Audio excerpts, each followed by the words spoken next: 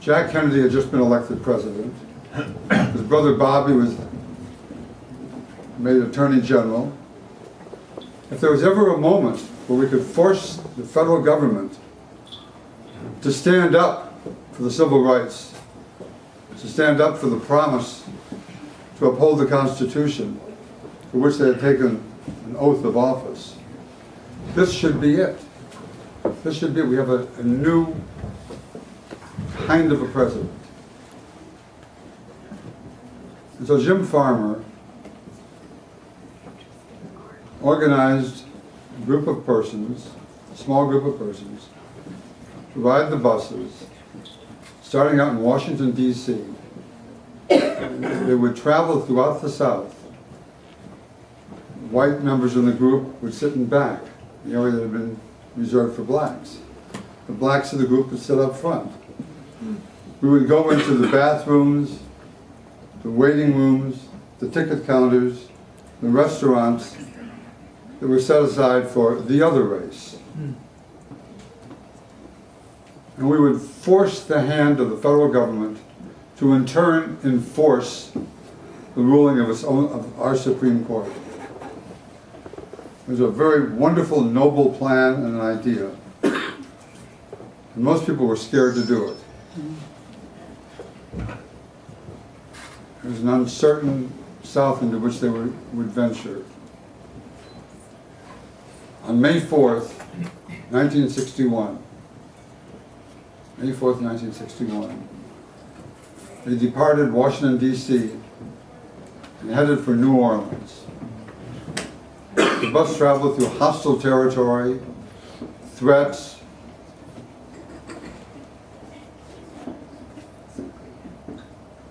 white citizens' councils coming to meet the bus at every stop that it took, signs held up, denunciations along the way, some people wearing their hoods and others didn't need to wear their hoods.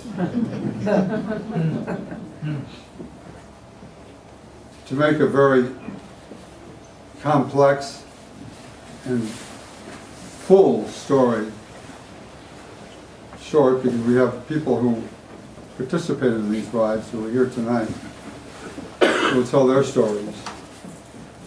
I just want to leap ahead a little bit. From Atlanta, the group divided. There was a bus, there was a small group, there was 7 on trailways and 7 or 8 on a Greyhound bus. Because we were trying to integrate the terminals of both the trailways and the Greyhound systems. The Greyhound bus was firebombed when it reached Anniston, Alabama. For a while, the white hoodlums would firebomb the bus, tried to keep the passengers inside. They managed to break out and were subjected to beatings. At the same time, just about an hour behind the Trailways bus, the Greyhound bus, the Trailways bus went into the Montgomery bus depot. We know now, and thanks to Stanley Nelson and Ray Arsenal, people who documented this history, and I hope we'll get a chance to hear from Ray Nelson here tonight. It was a wonderful documentary. We know that the Klan, the Ku Klux Klan, conspired with the Birmingham police to give them 15 minutes to be absent, to be away. The Klan said, give us 15 minutes for those Freedom Riders. And when the Freedom Riders arrived in Birmingham, there was a riot, and there was a pummeling, and there was a beating, and there was violence.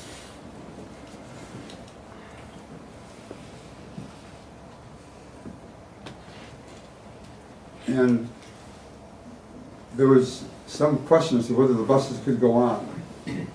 There were those among the Freedom Riders, and those people in the Corps who said, this isn't going to work. How can we ask people to go on buses and subject themselves to this violence, the threat of their lives? And for a while, no buses moved between Birmingham and Montgomery.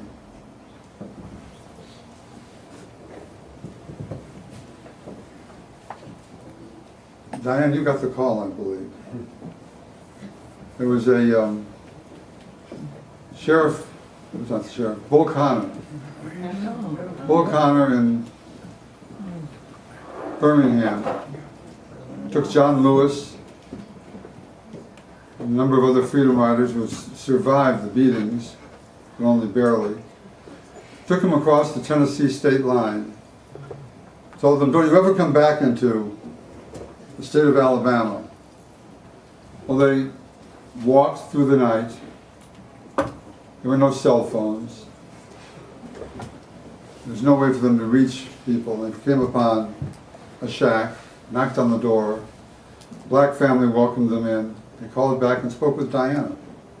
And Diana's arranged for them to, I guess they sent 2 cars to pick them up, bring them back into the city of Montgomery. Folks in Nashville knew and loved Diana because she had led the Nashville movement